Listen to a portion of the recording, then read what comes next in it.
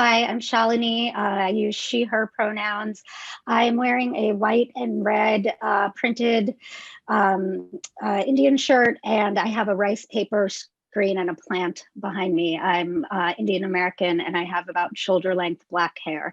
So I like to think I look like Kamala Harris because there's finally someone who looks like me who's in the public eye. So I would also like to thank Navida Khan for organizing this panel. She worked incredibly hard, and of course, the moderators for their questions and remarks. As a linguistic and sociocultural anthropologist, I've long paid more attention to political language than perhaps politics themselves. And each presidency kind of offers up a few gems, like especially the presidency of George W. Bush, who, used terms like misunderestimated and, like funny, cute, quirky things that then became kind of running jokes. But quite frankly, the amount of linguistic data that number 45 has produced during his term as a president has been quite overwhelming. And, when I think about this in relation to leadership, one of the things that really strikes me is what is the message that he's communicating? Because people have long looked at message as, a really particular kind of speech act, especially when it's executed across particular channels and mediums by politicians. But what we see here on Twitter, I think that in many ways, Trump kind of created his own political register as a way to communicate the kind of the banalities of everyday life through the most vulgar lens possible. I think many of the things that Trump has said on Twitter, and granted, this is a less formal channel than most previous presidents have used to communicate to their public. The ways that he communicated with people in terms of being up at very odd hours and letting people know that, like tweeting in response to television he was watching, tweeting in response to television that was representing him in ways that he didn't care for.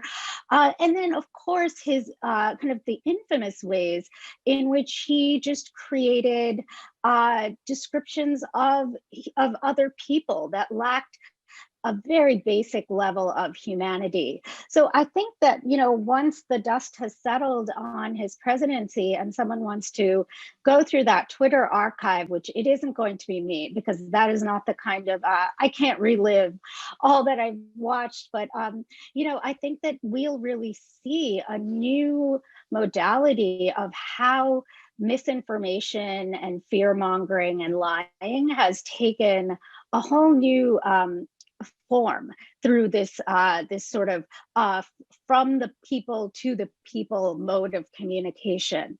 But the other thing I wanted to touch upon in terms of message and leadership is just to go back to Obama, like David and Emily did. But here I'm thinking of his platform of hope, right? Because in a way, one of the reasons why there are people literally dancing and crying in the streets today is because so many of us felt hopeless under Trump's leadership. And so it wasn't simply the misinformation, the lies, the lack of regard for anyone but himself and his immediate family, but this idea of just this downward spiral of instigating violence, instigating his base to violence against marginalized groups. And so I think that, if we think about hope and the way Biden has come across, I think that in any other presidency, he would not really embody hope in the way that he does, but he really kind of comes to represent something that I think we all desperately need and, are almost like super anxious that he delivers on.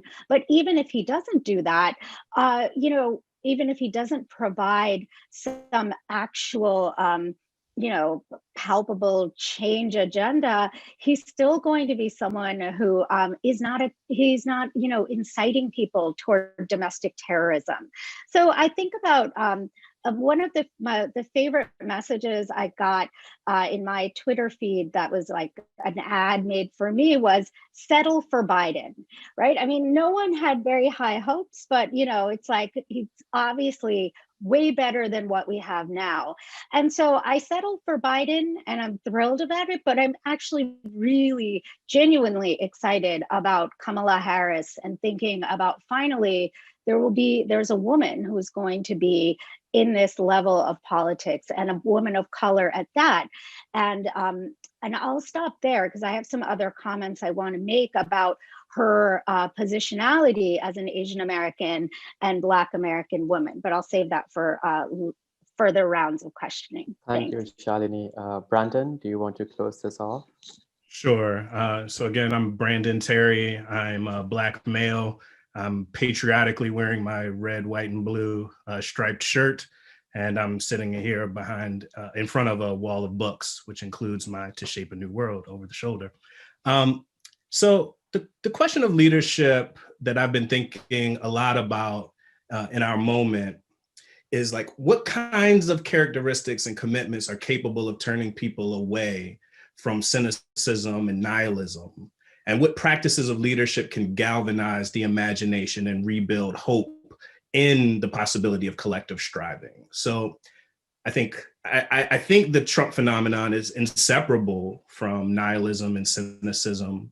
And those are rooted in inarticulate despair about the destiny of America, about the prospects for broadly shared social freedom and economic flourishing.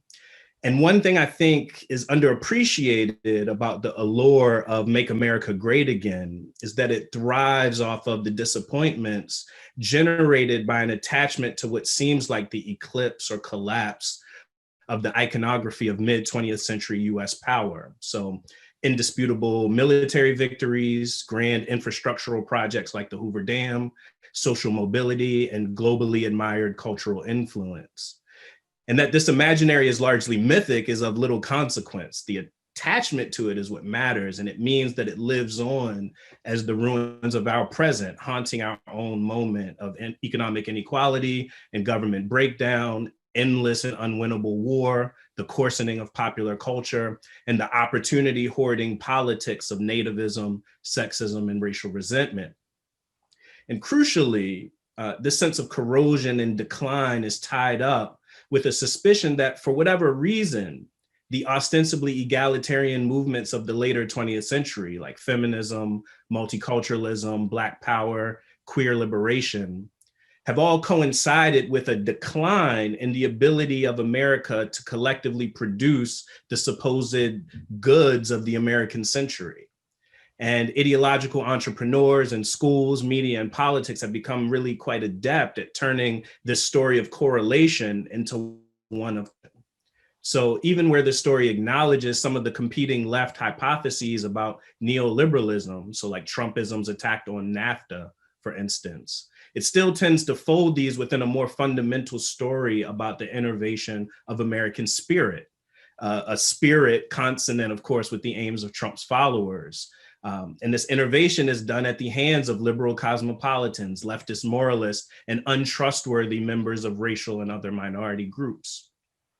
And crucially, because this politics is not fundamentally antagonistic to the wealth and ownership inequalities that drive much of this cultural decay, I think David's quite right about that. They claim instead to glean the fundamental antagonisms underlying American society in the experience of humiliation and grievance at the hands of left liberal elites, especially in entertainment, and in the strident self-assertion of minorities and feminists who transgress norms of subordinates, acquiescence, and of course, gratitude. I think gratitude is really, really important as a structure of feeling right now that's demanded. The result, I think, of all of this is not only pessimism about whether politics in this multiracial society can truly bear higher order values of genuine cooperation and justice, but a politics that foregrounds and transfigures counter humiliation, that's its main modality. And counter humiliation as a practice of leadership allows it to supplant other evaluative concerns by claiming to speak to a spiritual existential struggle over the symbols and rhetoric it attaches to. So the question for me, to put a point on it, is what form of cultural and political leadership can respond to these dynamics without mirroring its investment in annihilation, repression, and humiliation? What form of cultural and political leadership can, over the long term, weaken the hold that skepticism and cynicism have on American politics, even in spaces of religious worship and organizing? And it's perhaps an unpopular opinion these days, but I think that this form of leadership may be the kind of dangerous unselfishness that Martin Luther King called for in his final speech on April 3rd, 1968. It's a leadership that does not ask what will happen to me if I attempt to engage and aid my ostensible enemies, but ask with genuine concern what will happen to them if I do not. So in a country that's grown suspicious of the ideas of sacrifice, selflessness, and solidarity, I think we need leadership that's less enamored with spectacle for its own sake and more enamored with doing the hard work of organizing in communities presently shaped by resignation or resentment. And this organizer have to be invested in the kind of radical vulnerability and receptivity, maybe even love, that reestablishes the kind of understanding and connectivity that might make critique and self-critique more tractable and trenchant. Thank you, Brandon. So we'll quickly follow up with the next question. Andrew, if you want to take over, because we're running out of time. So we'll just try to, Yeah, and I think actually Brandon's comments here are a perfect sort of segue point as we think about the relationship between new modes of communication and something like popular culture. And I really sort of the motivation behind this question is sort of following up on what Brandon was talking about, whether popular culture, in what ways popular culture becomes a site both of domination and perhaps of resistance. And several of you have written about how the language of show business, we're thinking of advertising, shifts in the nature of marketing, reality TV, the outgoing president, have reconfigured the language and the logics of politics in the contemporary moment. And the question that I want to put to the whole panel is whether you see this as a shift or a dramatic change in the direction that we saw, say, earlier with classical writing in the cultural industry, or how it's related to the expression of commodity logic in our language, in our political communication. So maybe I'll turn it to Shalini, who's written a lot on advertising, to take that up. Sure. Thank you so much, Andrew. I'll keep my answer brief because I know suddenly we're almost at the halfway mark of this. So Trump was a brand before he was a politician. And in my view, he has treated his entire presidency as an extension and development of his brand. I think that he has put his brand before anything having to do with his actual role as commander-in-chief than anything else. So in a way, in this relentless focus on self-promotion, it has taken over and obscured the logic that the logical assumptions that people come to bring and when they think about a president. So his complete absence of knowledge of very basic things going on in the world, skills, training, understanding how the government works. I mean, it was all in some ways forgiven repeatedly through this cult of celebrity. And so I think that, maybe one of the comparisons, and I think popular culture was in a really different place, would be Ronald Reagan, who was a former former actor turned politician. I think that there's absolutely no comparison to the ways that that Trump has conducted himself and really used his own brand and used his connections as president to further his own gains under in various parts of the world. So I think that in many ways, the Trump presidency has been something of a four-year infomercial into the mind of this megalomaniac. And, the political language through which he's done this has really broadened what people consider to be civility and acceptability, because our standards for him have become so terribly low. So I think that this is just a really different kind of process than the typical branding and political message that we saw with Obama or with any past president who wanted to put a particular image out there. I think that the idea of having this country be an entire extension of the Trump brand has been a much more pressing agenda for Trump than almost anything else during his presidency. That's really interesting. I'm wondering if David wants to pick up some of this. I know you've written something on this recently. Yeah, but I think I'll summarize something I said in the previous article, which I think fits quite closely with what we're talking about, which is you can imagine there was, as you brought up, Andrew, the culture industry, which was a mid-20th century idea by Adorno and Horkheimer about the mass production of homogeneous cultural artifacts, which serve to stultify the working class, to pacify people into acquiescence to the status quo, to give people things to consume to encourage continued labor. That was the notion of the culture industry, which implicitly was about depoliticizing people and fit with an era of mass organization where homogenization was the fundamental cultural trope. And that was very much an artifact of an era of television and movies, top-down media that represent the public to people from above through a few significant gatekeepers who had enormous influence on figuring out what cultural and political artifacts would be displayed and serve to homogenize the public.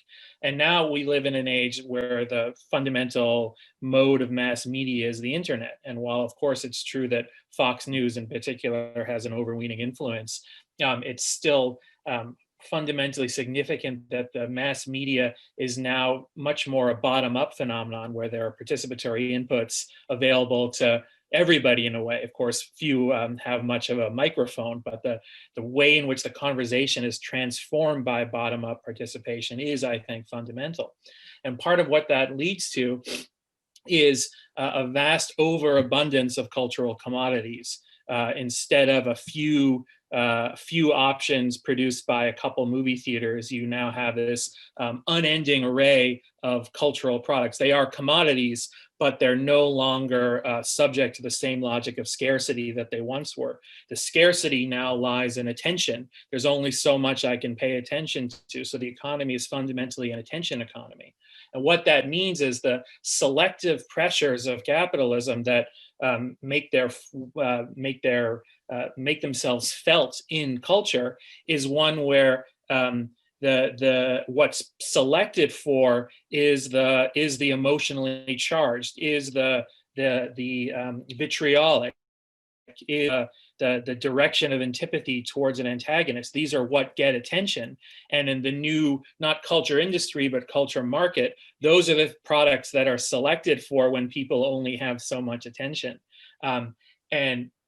So we go from an age of top-down mass production of conformity to an age more characterized by bottom-up production of political antipathy, from depoliticization to hyper-politicization. And it's in that milieu that Trump has been a perfect personification of this phenomenon, using nothing less than Twitter to forge a direct plebiscitarian relationship with his followers, which is particularly used to incite vitriol against his enemies, to come up with punchy terms for knocking down his foes. But I think it's crucial that we don't lose sight of the fact that this is not just Trump. This is the personification and expression of a much deeper transformation in the nature of the capitalist culture market. So I'll stop with that. That's great. Maybe I kind of want to bring in Brandon here around, we have a lot of questions in the chat now coming around, sort of what the future holds and what kinds of democratic possibilities might be still available to us. Love to hear your thoughts on this. Yeah, I mean, I think David's point is a crucial one. So we've got to be really attentive to the underlying changes in the political economy and technological bases of popular culture, of the culture industry. And I think that the single most important development for celebrity is the emergence of social media, creating, in some cases, the illusion of, but in some cases, actually a really quite serious direct link of communication between celebrities and their constituencies. And it creates a degree of intimacy and a sense of responsiveness and back and forth that's pretty much unprecedented in the history of celebrity. And there are all sorts of reasons why that unleashes pathologies that Trump has exploited. I think most, particularly in the Trump case, it's allowed him to circle around all of the media rituals which we built up over the 20th century to produce accountability, to solve some of those problems about responsibility that David outlined, right? So he doesn't do press conferences. He doesn't feel obligation to do long form journalistic interviews with some objective organ of public opinion. He doesn't feel obligated to do a town hall, right? All of these rituals which we've relied upon to, okay, we're going to catch you here. We're going to find out whether you're doing your job. We're going to hold you accountable. The media was very slow to turn the ship around, to figure out new ways of getting around his kind of direct communicating power through social media.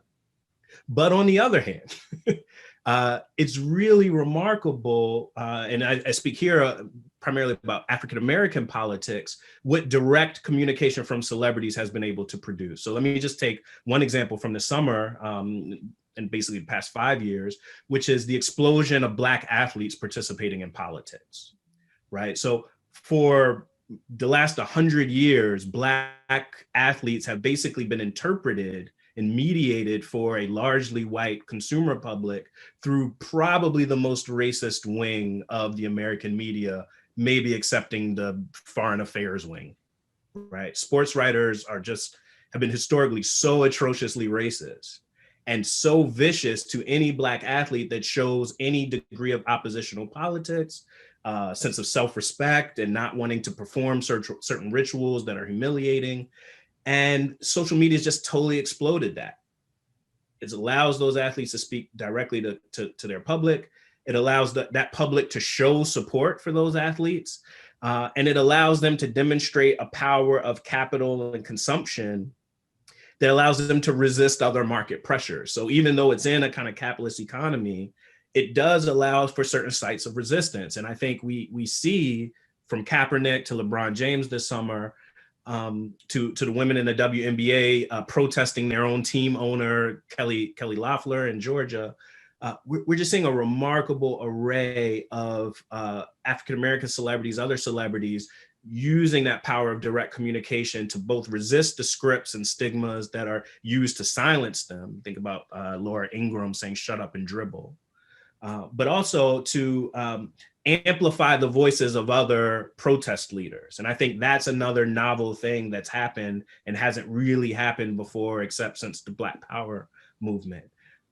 The question for me, and I'll end here, is if that medium is primarily about signaling, performing solidarity, is there a way that you can develop a movement politics that can somehow bring the symbolism and performance of solidarity to coincide with the reality of some practical action? That, I think, is what a lot of Black Lives Matter organizing on social media is trying to do, to varying degrees of success. But that seems like the black box that you need to crack, that for so many people, that's the extent of the political involvement. That's the space where they appear in public as political actors. And can you make that space more tractable to some kind of practical policy outcome? Thanks. This is really great. I'm wondering if this might be a great time to bring in Emily on this topic. Okay, I'm just going to try to condense. I have a few thoughts here, but the first point is, since this is an anthropological association meeting, I came across a recent article by Arjun Padarai in Anthropology Today called Trump and the Death of the Image. And it offers an interesting take on image marketing. He says, he recalls Daniel Boorstin's 1961 bestseller, The Image, A Guide to Pseudo-Events in America, in which Boorstin defined the pseudo-event as, quote, not spontaneous, but planted or incited, governed by the promotion of newsworthiness and typified by statements that never really mean what they say.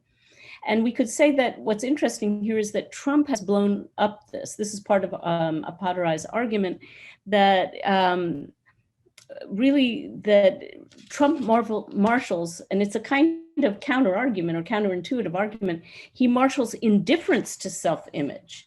Apadarai says he's sort of words, sentences, and elementary grammar. He cuts the ground under modernist worries about hypocrisy and sincerity.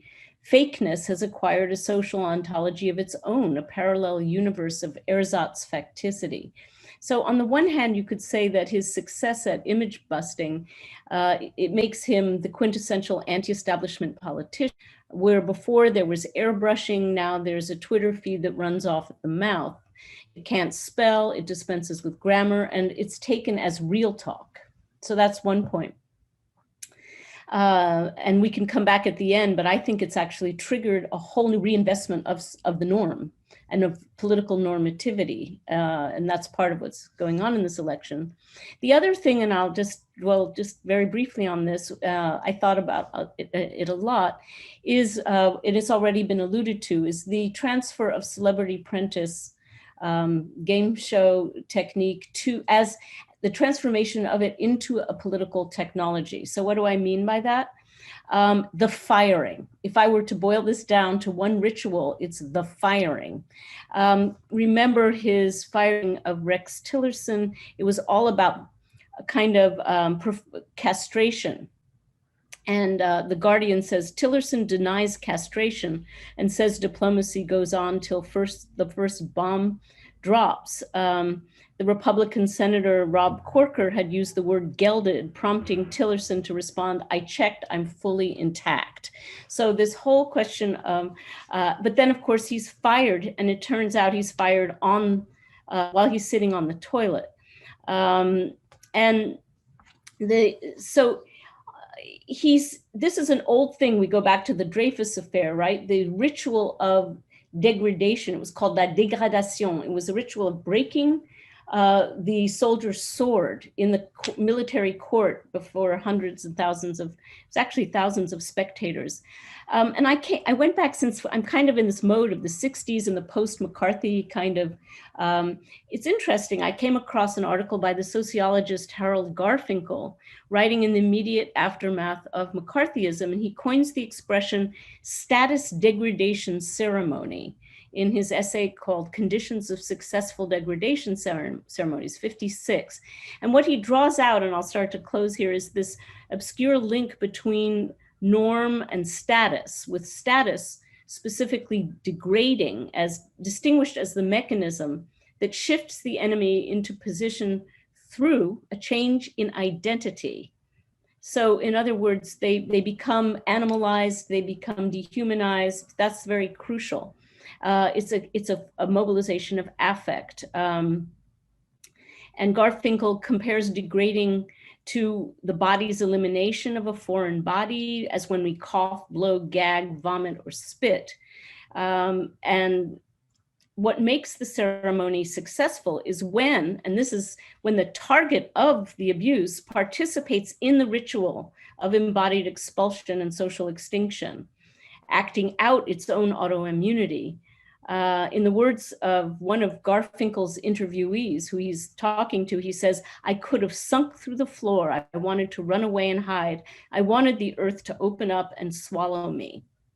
And so I'll end with this idea that Garfinkel here gives us the status degradation ceremony as a socially, and this is his phrase, and I think we could talk a lot about it. He calls it a socially employed metaphysics. And I think this is the political technology that, or one of the very major ones that Trump really perfected when he moved from the kind of humiliation that he perfected in The Celebrity Apprentice to the political arena.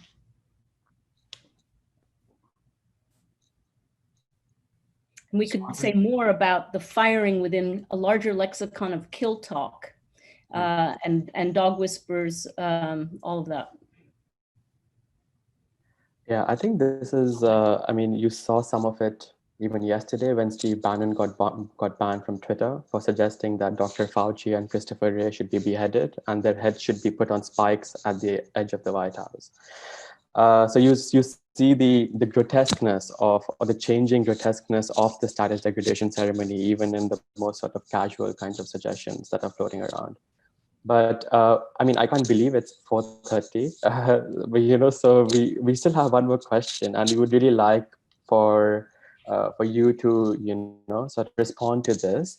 So this is an open-ended question, and because this is about political language and political expression, the question is basically like, it completely depends on you what impasse you pick. But the question is, what is a political impasse to which you would like to draw attention, and that could be benefited from being re-expressed or, you know, recast in a different sort of linguistic modality? So that is the question. And how about we start with you, Brandon, this time around? Yeah, I'll just say two things very briefly. So one major impasse, I think, is that in our rush, and rightly so, to talk a lot about political norms and the way that certain habits, forms of relation constitute the material of democratic citizenship and sustain democratic institutions, that nevertheless, we cannot lose sight of the need for progressivism to think really seriously about refounding institutions. So I'm hoping that in the, you know, in Biden's attempt to cast off the shadow of Trumpism, that he's able to discover, and the Democratic Party is able to discover, a viable vocabulary of institutional reform, similar to the earlier period of progressivism, where we rediscover a spirit of democratic experimentation. I'd like to see agitation around redoing the Voting Rights Act, around expanding, statehood for Washington, D.C., Puerto Rico, beating back the GOP assault on minority voters, gerrymandering. That's a very, very tough road, but a lot of that is about language and about what we hold forth as an ideal. And that, I think sometimes norm talk gets in the way of that. So that's the first thing. The second thing is, you know, the knotty age-old problem of race and class. In the academy, there's been a recent rush to use the language of racial capitalism to try to articulate the ways in which race and class intertwine to produce enduring, sustained intergenerational inequality. And that language has great possibilities. It also has pretty severe limits, which we can talk further about. But I think that's a thing that our current anxieties in electoral politics around identity politics and the various, you know, I've seen a lot of celebration since the Biden victory of, like, you know, lifting up Black women as organizers, but that anxiety about what that means, what kind of backlash does that produce, who owes what to whom in organizing, I think all of that reflects a deeper anxiety about being able to talk precisely about race and class and the changing nature of the class dynamics among racial minorities in the United States and what that really means for egalitarian politics on the left going forward. Thank you, Brandon. Shalini, would you like to follow up on this? Yeah, sure. Thank you. Because I was going to say something that is a perfect follow-up to what Brandon just started to say, which is, I think that one of the things that happened a lot during the Obama presidency was this toying with the idea of being in a post-racial society, and the 180 from being in a post-racial society to one in which white supremacy is openly acknowledged and even celebrated and instigated by the president is something that isn't going to go away just because of the Biden victory. So I think that in a way, this is the moment to, now that white supremacy is something that everyone has heard of, because apparently they hadn't, a lot of people, maybe they just got the memo, whether you're going to call it racial capitalism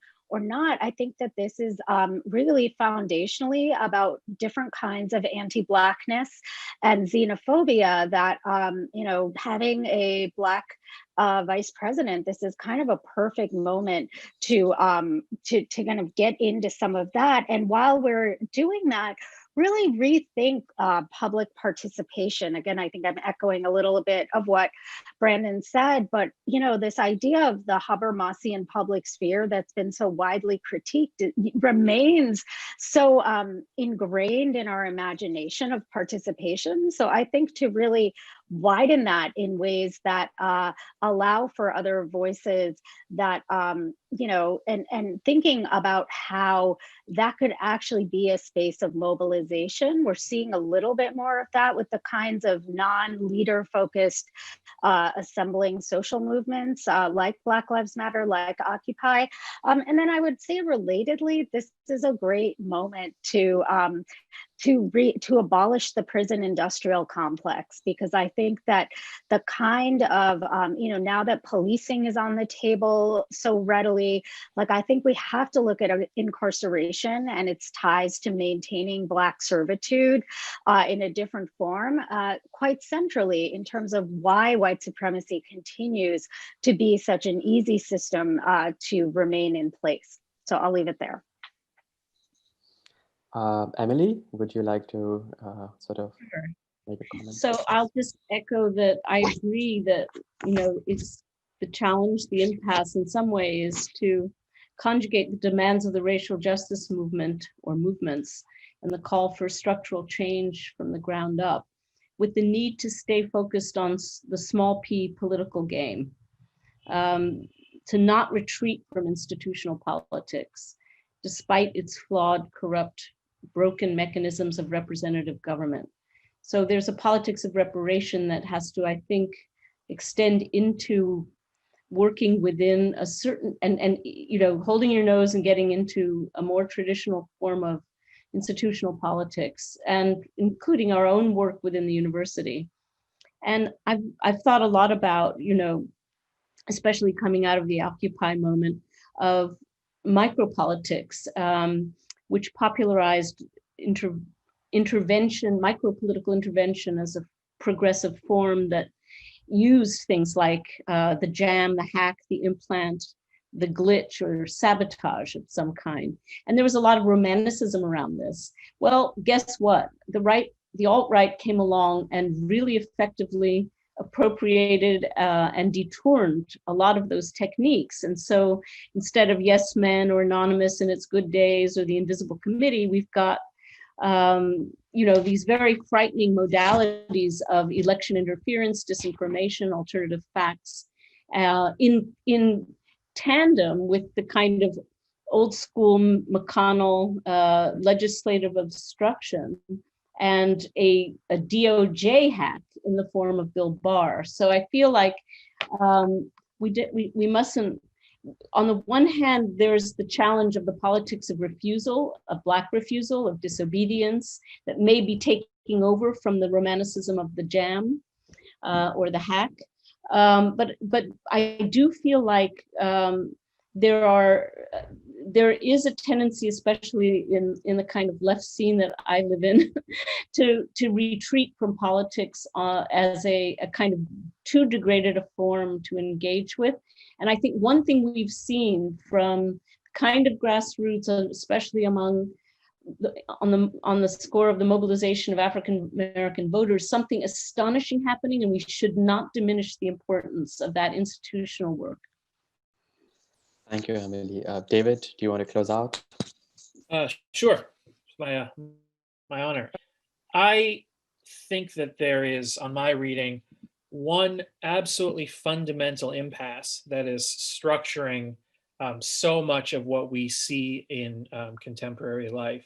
And it's an impasse between two equally one-sided and false misunderstandings of the nature of society.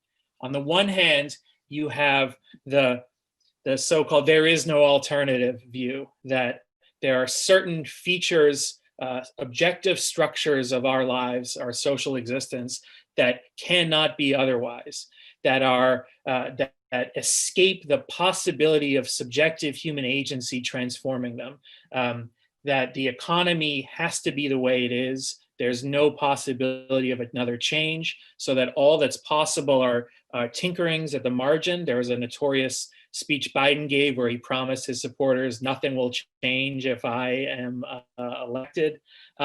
That there's a sense that there's an objective so-called scientific understanding that's fundamentally apologist about the underlying political economic structure, and that no possibility for agency of a transformative sort. That's one pathological one-sidedness. I think the complementary and reciprocally one-sided pathological one-sidedness is that which you see from the so-called populists. The idea that the subjectively felt humiliations and anxieties that they do in fact feel, and not wrongly so, which are in fact due to the dislocations based on the underlying structures of society, are misunderstood and are projected upon, not upon those objective structures, but upon other subjective personalities and groups.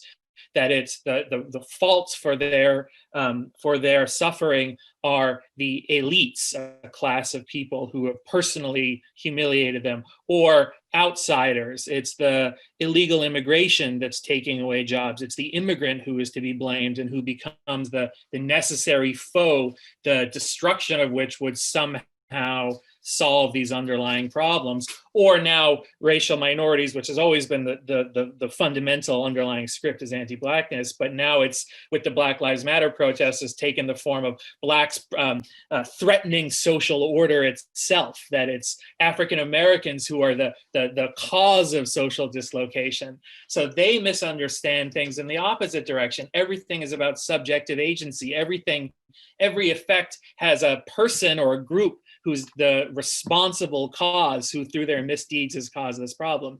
And on my interpretation, both sides are completely wrong. Society is not just one or just the other, and any attempt to understand it in just as objective or just as subjective can't but lead to pathological modes of politics. So that impasse, I take to be the underlying structuring impasse of the contemporary moment, and not one that I see Joe Biden in any way addressing, far from it. So we just want to thank all of our panelists. I think this has been actually incredibly rich discussion, and we really hope that we can carry this forward in a lot of ways in these interdisciplinary sort of spaces where we can move past disciplinary impasses, I think is really important.